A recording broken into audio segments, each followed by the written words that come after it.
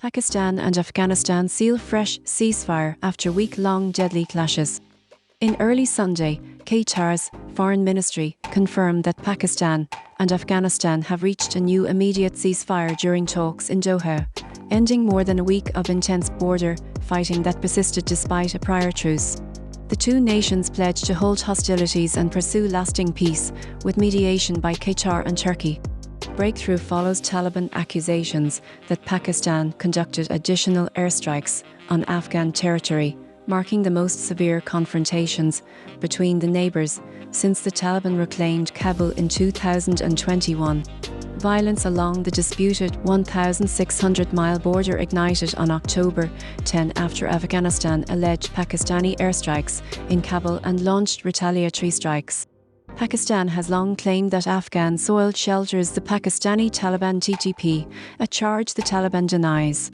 The ceasefire terms require Kabul not to support groups targeting Pakistan and obligate both sides to refrain from attacking each other's security forces, civilians, or critical infrastructure, as stated by Taliban spokesperson Zabiullah Mujahid. A 48-hour ceasefire previously agreed on Wednesday was extended on Friday, yet sporadic clashes continued.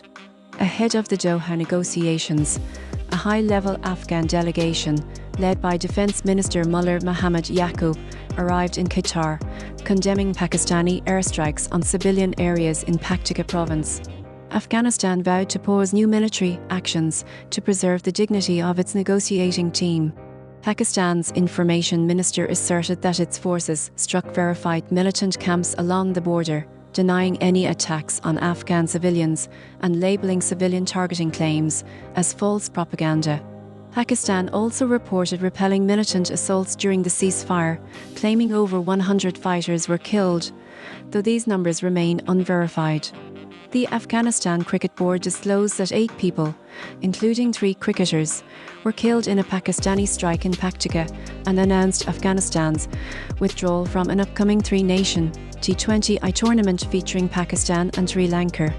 This escalation represents the deadliest violence since the US withdrawal in 2021 and signals a potential new era of instability for the historically friendly neighbours. Meanwhile, the TTP has resurfaced as a major security threat to Pakistan, having carried out hundreds of attacks on Pakistani forces in the past year. UNARMA estimates that at least 36 civilians have been killed and hundreds injured in Afghanistan amid the recent clashes.